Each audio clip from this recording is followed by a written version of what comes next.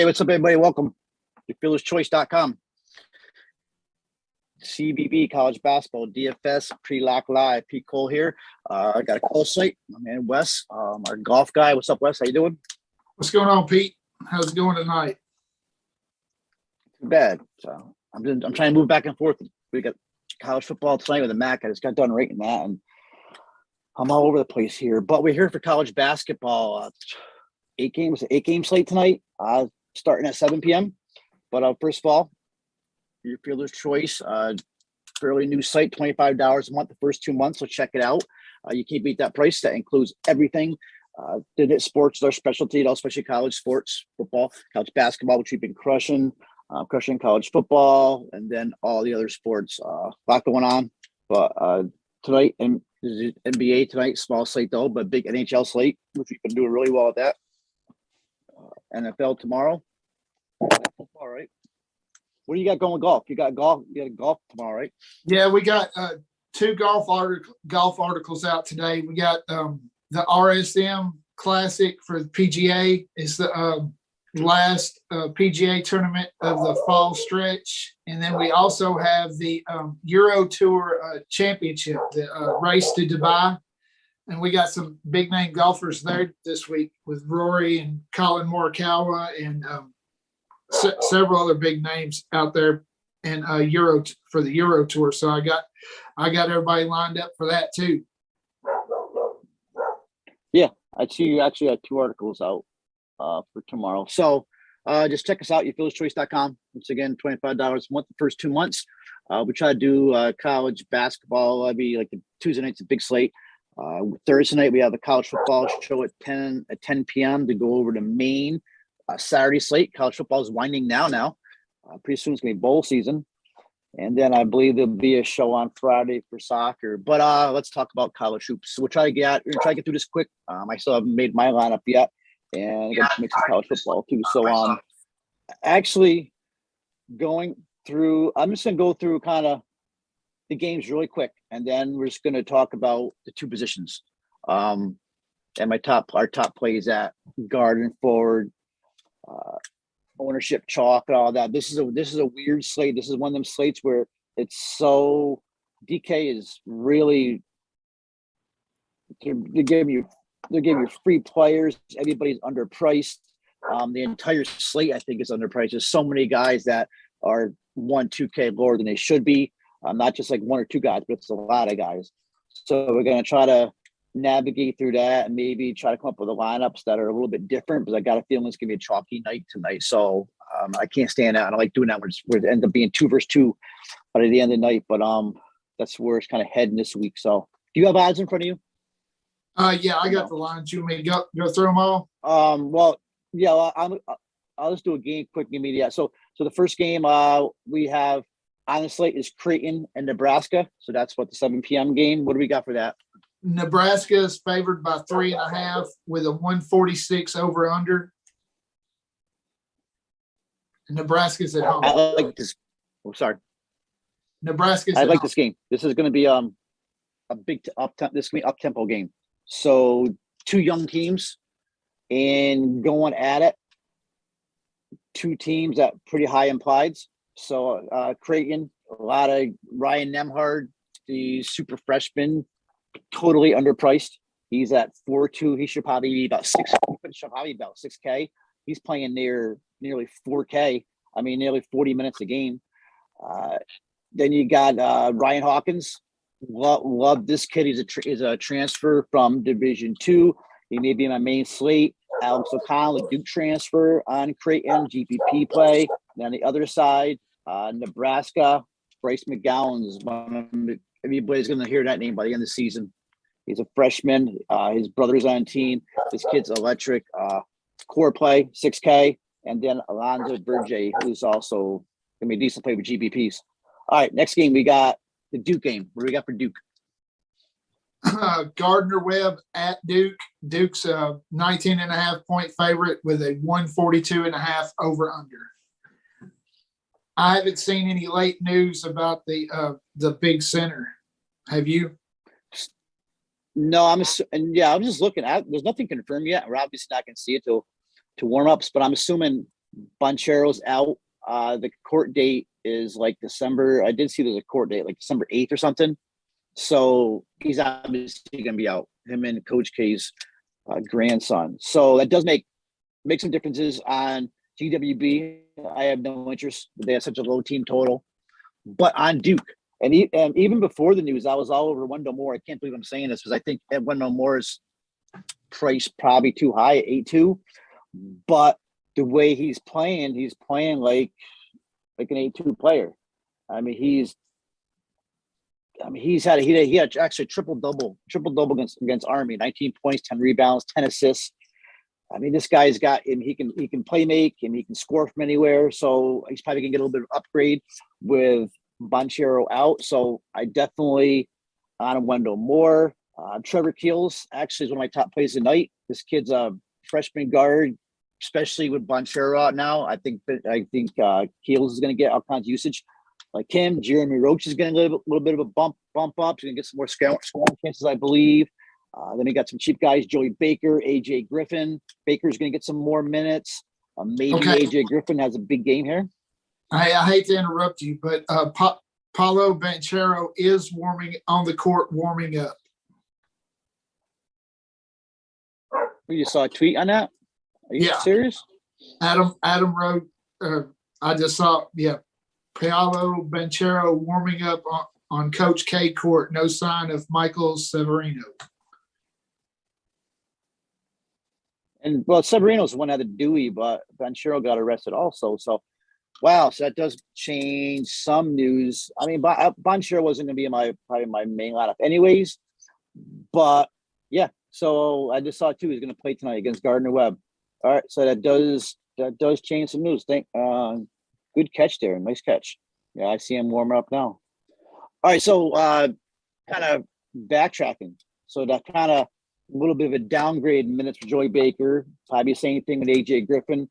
I still like Wendell Moore. I still like Trevor Keels. But Bonchero obviously is a great player. And what's Bonchero's price? I took him right out of my. That would upgrade. I mean, I had Keels on my core. That probably would drop Keels out of my core though. So Bonchero was what 9-2. So yeah, probably more GPP play. That's high. All right, so let's jump away from that game. The next game we have up is the Purdue game. Another game I like. Wright State at Purdue. Purdue's a 16.5 point favorite with a 152.5 over under. Pace up game here. Wright State is all of a sudden an up-tempo team, which I kind of like. And they got a couple players, actually. Tim Finke I like. Grant Zeal I like. But especially on the other side, Purdue, Jaden Ivey, another exciting, explosive player, man. He had that preseason hype. He's actually coming through with it. So Ivey's a great player, 7'4", Zach 80, 5'3", who actually has been starting over T. Will. He's in play at 5'3". And Caleb First is kind of a value play. He's coming off the bench, but a value play at 3'8". Virginia, Houston. Virginia at Houston. Houston's a 5.5 point favorite with a 120.5. It's a kind of a low total. Yeah, so for DFS, we don't play this. We don't play Virginia and DFS. Even with Marcus Sasser, one of my favorite players on a slate. I mean, if anything, Sasser would be a GPP play, but nobody on the slate. Obviously, Virginia's defense, such a low implied. St. Louis, Memphis. St. Louis at Memphis. Memphis is a 10.5 point favorite. This has got a 143 over under. Memphis has got a pretty good team. Penny brought in some good recruits this year. Yep, and this is where we have two of our misprices, especially the first one. I'm only Bates at 5K.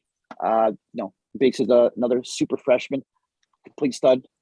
He's a 5-star, leads the team in scoring, averaging almost like 30 fantasy points a game. Definitely a steal on DK. So he's a core play at that price.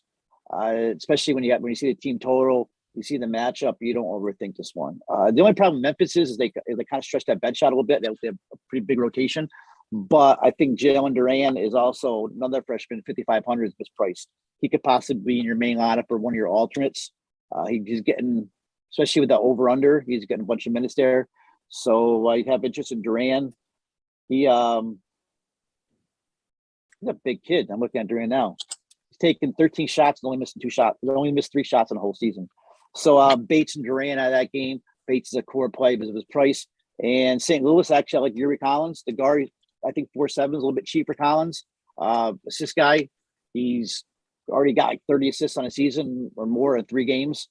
But they've been playing shitty teams. It's actually their first main competition, Memphis. But Yuri Collins in play, probably GPPs, and maybe some Gibson, Jimerson also for GPPs.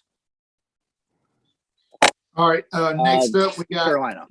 North Carolina, a 12.5 favorite at College of Charleston with a 162.5 over under.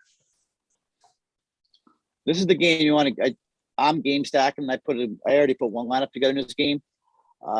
Charleston. I mean, Coach Kelsey, Pat Kelsey, has totally just changed his team around. I think there's only one starter from last year, and he's another high-paced guy. John Meeks. I love John Meeks. He's 6,500. He could be a cash game play. Great rebounder. Kind of in that Chandler Vaudrin role, I guess. Demetrius Underwood at 4.2, guard forward. He's in play. He's cheap. He could even be in a main lineup, secondary lineup. That's pretty much it on the Charleston side. On the Carolina side, love Carolina, especially. Charleston last year was one of the slowest teams in the country last year. Now all of a sudden they're one of the fastest teams. So, all right. So you want Carolina, Armando Bacot. I'm going back and forth between him and Wendell Moore. They're the top plays this slate, but maybe now Banchero playing, I'd probably go back to Armando Bacot as the top play, 8.7. He's expensive, but I think he's worth it. He hasn't been playing a lot of minutes, but this could be the game where he does.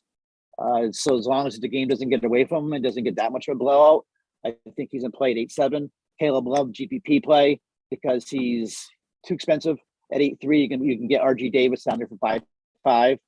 Davis is score independent, but at that low price, I think Davis could be a cash play. Then you got Brady Manick, where I actually think Brady Manick's a great play today. Oklahoma forward, a 6.6. He's come off the bench, but he's playing great minutes. He's actually, his usage is like, I think the second highest usage, or maybe the highest usage of the team right now. I made a note on my articles that Hubert Davis called Manick the best shooting big in the country. And he actually is still looking for he's actually still looking to find a stroke also right now. So once Manick gets hot and has a good game, I think he's in play at 6.6, especially in this game environment. Darcy Garcia, 7.8, probably a little bit high. We wish he played a little bit more minutes, but he's in play for GPPs. But definitely you want Armando Bacot out of this game. You definitely want to look at RJ Davis because of his price, and maybe a little Caleb Love in GPPs. All right, we lost Wes. Next game, we're going to. I'm back. Are you back, Wes? Okay. Yeah. Seton Hall, Michigan. Seton Hall at Michigan. Michigan's an 8.5 point favorite with a 137.5 over under. Yeah, I don't like this game for DFS. I just think we got a couple good defensive teams here. Anybody could die Richmond for Seton Hall. His price is probably where it's supposed to be at 6.8. He did have a bounce back game. So after he had a bad game. I was on opening day. I can't remember what day it was. We all played him. He was really popular. He was cheap. But Richmond's in play for GPPs. All these are GPP plays. Miles Kale, Hunter Dickinson, GPPs 8 and 9. Because Seton Hall, I think, is a really good defensive team. Caleb Houston, the freshman, same thing, tough matchup for him. This is all GPP plays in this game, so nothing for cash. And let's get to the last one, Byu and Oregon. All right, BYU at Oregon. Oregon's a 4-point favorite with a 171.5 over under.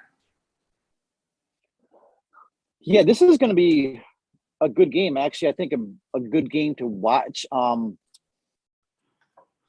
Better game than like Michigan Seton Hall, but it's not a great game like Carolina, Coastal Carolina, or like the Purdue, Wright State, or Nebraska, or anything like that. So if you can take anybody this game, looking at probably Alex Barcelo, At 8,000 though, he's safe. He's not going to give you a huge game. He's going to give you a safe game. He's going to get you 35 minutes. On the Oregon side, I like Eric Williams at 5'2". I think he's a great cash play, and he's not going to hurt you at 5'2". Will Richardson, 8'1", probably price is too high. He's going to get you 35 minutes though. So, GPP play. Quincy Guerrier from Syracuse, 7'4", same as Richardson, kind of. Same deal. So, yeah.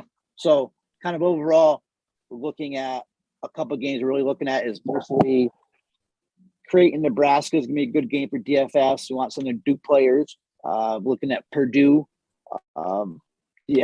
Purdue, and then the Memphis Cheapos, and then Carolina and Coastal Carolina, and that's it for DFS. So that was a quick breakdown of the slate of the games. I could have did it in an hour, but talk fast. All right, so let's look at we build lineups tonight. Now we know Banchero's back. Let's just look at guards quick and see who's going to be popular, who I like, whose GPP plays, and I kind of go through who I think is. I haven't seen really. We don't have any projections out on our site. I haven't seen any projections really around the industry yet. So for ownership, I haven't found any ownership projections out yet. I mean, I found some. Right. So let's just looking at cash. I have a pretty idea who's going to be popular, and the guard pretty much from like 6,500 to 7 up. There's nobody I think is a great cash play. Maybe Alex Barcelo at 8K. Alonzo Verde, I like him a lot, the ex-Arizona State player, but I just think his price is a little high. And he's had a really good start to the season. He's got a 37% usage rate. He's averaging 18 shots a game, almost 20 points a game. And then his peripherals, 13 rebounds in that first game. He's an elite passer. He probably has one of the highest ceilings on his slate, but at 7-7, I think he's going to GPP play, but he could also run the slate for you too. So it's probably it in that price range for guys. I think they're Jaden Ivey. We really didn't talk about Jaden Ivey too much. 7'4". Definitely be a cash play. I'm just not sure if I can fit him in. Maybe not. Maybe now if I'm going to drop Keels down in my projections. But Jaden Ivey, is one of those guys that talked about all summer, and he's explosive. He's going to that hoop or an opening in transition, and he's going to jam at home. So coming off a career high, 27-point game, 8 rebounds against Indiana State. It's a ton of minutes, stat sheet stuffer, but 7'4", definitely a cash play. It's not sure if you can get him in your lineup. That's pretty much it in the higher range. Did I lose Wes again? No, I'm here. I did. Okay. So now, and then, oh, you are? Okay. So mid-range guys, who do you like, the RJ Davis or Ryan Nembhard? Okay, so looking mid-range, so let's say like 55, say like 5,500 to that 7,000 range. First of all, Bryce McGowan's I think has got to be a core play. So he's probably our first real core play that you start doing positioning. So McGowan is lock him in. Great player. He's still a kid. Let me see his first 2 games, 54 points. Earlier, when I was doing research, I thought Verde was going to be the popular play, but obviously not. McGowan's going to be popular. So he was actually freshman of the week, Big Ten freshman of the week. And I think he set a school record, freshman debut, 25 points. So McGowan's the core play, especially with that price of 6K. Lock them in. Then anybody else in that range? I know I'm missing. Alex O'Connell's probably more of a GPP play. The transfer from Duke is at Creighton now. Just because probably the price, I think there's some better plays in him. But McCown's is it. until you get to 5,500, and that's RJ Davis. So I think the question tonight is, is RJ Davis core play or not? But I'm I just looking around the industry, I'm seeing some people are coring him, some not. I love Davis's price. I think if you're not going to play Armando Barco and you need somebody from Carolina, so Davis may be your play. He's going to have the balls. Is going to have the ball in his hands a lot. He's got a high shot share. It's like 27%. He is coming off a career game against Brown.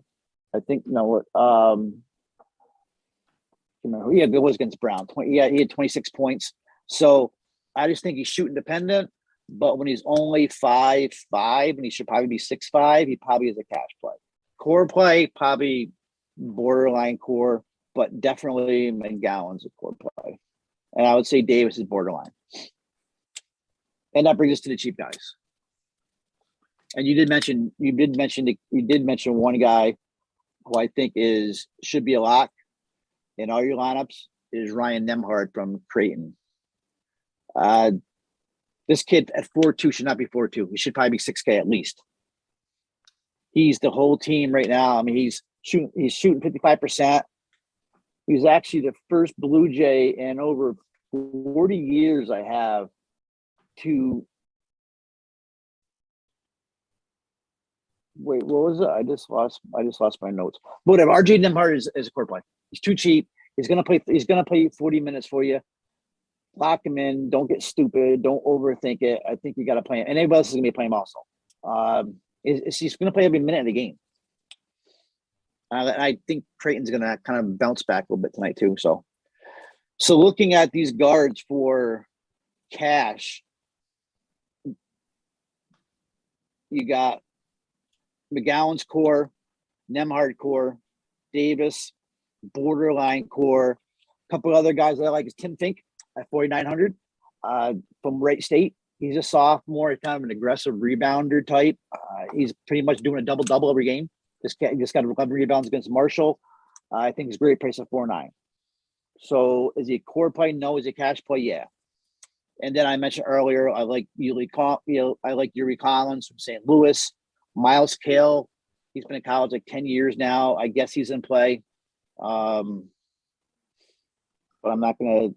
I don't know. I just can't play. He had a great game Sunday, but he'll play tonight to come up with 4 DK points. So probably like the forwards better. But said there's a few guys you can look at cash, but mainly McCowan's, RJ Davis, and Nembhard. Trevor Keels. I guess Trevor Keels could still probably be a class cash play. I mean, he's a chucker. He's gonna get you 30 minutes, but he's dropped down now because Banchero's here. And then the other name is we mentioned Jaden Ivey. Jaden Ivey's always in play. Great player. It's a little high at 7.4, but definitely in play. All right. You guys have any questions? Just throw them out there. Let's go to forwards then. We got high end. I think we got 2 guys. Wendell Moore and Armando Beckett. Are you too high? They're your 2 big dogs. I did see people were sending me stuff earlier that actually were putting both of them in your lineups, and I think you can, because I have seen some lineups where they both fit. But I think you do need one of them in your lineup. Probably the playing Bacot is probably your safe play, especially in this up-tempo game. I just think he hasn't even played a full game yet. He's priced up, but his upside is just up to the ceiling. And on the other end, now with Banchero back, I guess Wendell Moore probably drops down a little bit. He is a little bit cheaper, but I mean he's had a really good start, man. I mean, he had that triple double against Army. He was everywhere that night. So I said he can score. He's got a good playmaker. But I think Armando Bacot is probably the play you want to go. I'd probably push him toward core play. But anybody else in that range, in a higher range, Hunter Dickinson, GBP only. I think I have too much respect for Seton defense. Gary A, the same thing, GBP only. Anybody else in that higher range? I like Grant Basile for Wright State. His usage is up really high, but I think he's a stretch guy. But I think when you're going up against T. Will and Jay Knight and Zach Eddy, I just think it's too tough. So he's probably more of a GPP player. But Grant Basile is a decent player for GPPs. Middle range, Brady Manek, we said, Oklahoma guy, is doing really well for Carolina right now. I have a lot of interest in Ryan Hawkins, may actually be in my main lineup. Ryan Hawkins from Creighton. He's a Division II kid, but he's playing really well. I mean, the only question I have though is I don't think he's seen a team yet, a good Division I team. So he's going to get a good test tonight. But definitely, I mean, he's a big kid. He's averaging 13 points, 10 rebounds, 2.5 assists a game. And Nebraska's gonna play physical. And I could see Hawkins wearing Nebraska out, kind of walking a double-double. So Hawkins to me is a borderline cash type core play also. You also have John Meeks for College of Charleston. He's at 6'5" also. I mean, he's in a pace-up game. He is the leader in usage and points at 34 DK points a game. I actually love that play. And I was trying to fit him in my main lineup actually, but I wanted to get like 2 or 3 pieces from that game. If you're gonna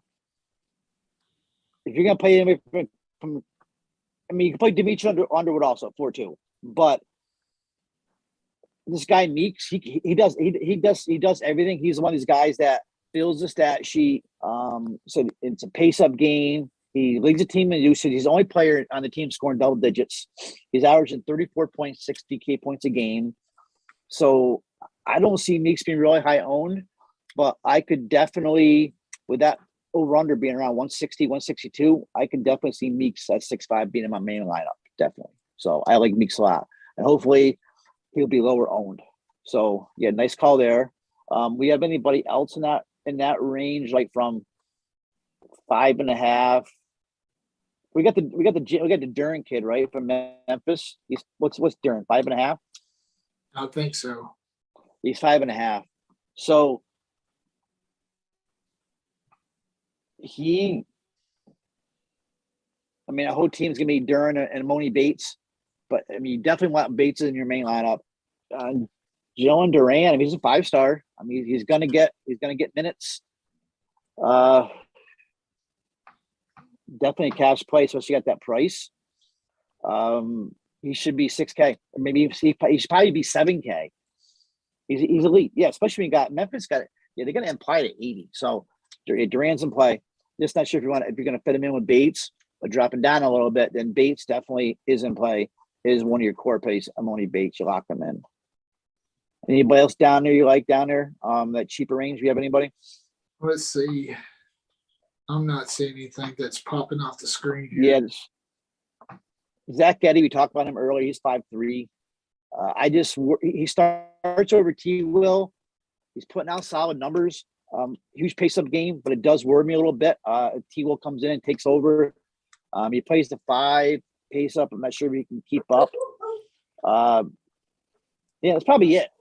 Ryan Kaltenbrenner at 3-3 Creighton. In case you can bring him up as a GPP play. He's so damn cheap. And I mean, it's not going to take much for Kaltenbrenner to reach value. So I guess he's in play there. So yeah, looks like we pretty much went through it. That was quick. What about Caleb? What about Caleb Launer at 5'9" for BYU? He's projecting about 31. If his usage was a little bit higher, I dig it. His price is okay at 5'9". He's probably looking at like maybe 22 DK points. Barcelo was the play there in that game, but Caleb Lohner's not. No, that's a good call. I probably wouldn't use him in cash for his usage, but in play, it's just a weird game. Now watch that. I hate not having anybody in that hammer game, but I may not. If anybody, it would probably be Eric Williams at 5-2 as a cash play from Oregon, but I just think it's more of a better game I want to watch on TV than play. Will Richardson, we don't know how far his ceiling is. 8-1's a lot. I think 8-1's too expensive for Will Richardson, but he can go off though too. I could probably see him getting 35 DK points if he went off. Well, you also have Brady Manick for UNC at 6'6". I mean, he's coming off the bench, but as a 27% usage, averaging 17 points. That'd be more of a I think he's actually the team player. leader in usage. Manick could definitely, if you're down to your last spot and you have, say, 6'5" to 6'8" left, Manick would probably be my play. I think he's either first or second in team usage for Carolina. He's a great shooter, and he's actually not shooting well right now. So when he gets hot, he's really going to be on. And he's still doing well. So Manick would be that play. Because the problem is you got Meeks and Hawkins in that same area, and I probably would both have them in my main lineup. So Manick would definitely be like an alternate lineup type guy, but Manick is definitely in play. And I'm a Manick fan. I'm glad to see him actually doing well at Carolina. He had a tough year last year, Oklahoma. Anybody else? Let's see. I don't see any other news coming out either. Now that you broke the Ben Charo news. I don't see anything new popping up either. All I'm seeing is Boncharo now. For Pittsburgh, Jamarius Burton dressed and warming up. Mississippi State, Rocket Watts practice. Expected to play us tomorrow. Nothing for tonight's slate. Jacob Toppin's warming up Kentucky. Lance Ware is warming up. Sorry. All right, so let's just so we can get out of here and make some lineups. I'm thinking right now my core plays are Bryce McGowan's definitely. Moni Bates definitely. They're like my two main ones. Then probably Armando Bacot. And then Ryan Nemhard, definitely 4-2 from Creighton, lock him in. So you got to lock in Bates. You got to lock in Nemhard. McGowan's, Nemhard, and Bates. Those three should be locks. And then kind of build around that. And hopefully a little bit different. There's going to be a lot of 1v1s and 2v2s, honestly, I think. So anybody have any questions out there? Just type them into the chat quick before we get out of here. Like I said, I haven't seen any ownership projections anywhere. We will start seeing later on in the season, I guess. I haven't seen anything yet. Yeah. But I don't see any other big differences either. There's one other name we didn't bring up, actually, was the kid for Purdue, Caleb First. He's 3'8".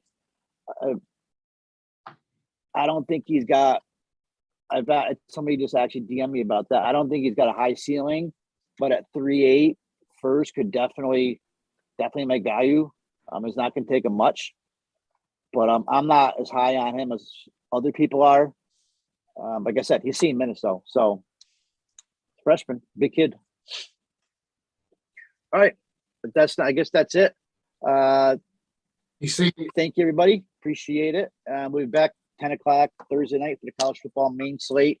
Preview. It's goes about an hour, but we've been crushing. So thanks, guys. All right. Take it easy. Good luck, everybody. All right. Thanks, guys.